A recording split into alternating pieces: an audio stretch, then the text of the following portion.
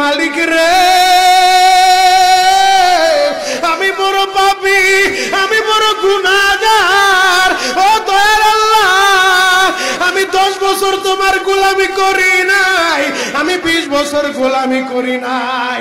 আল্লাহ, আজকে মনিরুল ইসলাম শরীয়তপুরী আমার ভাই শোনা গেছে তোমারে বন্ধু বানাইলে ওই জান্নাত পাওয়া যাবে।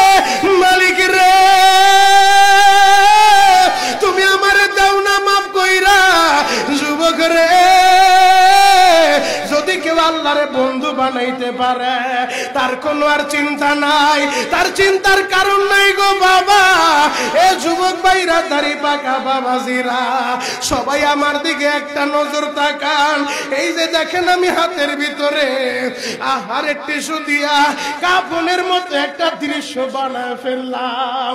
এমন একটা কাপড় আপনার শরীরে একদিন উঠে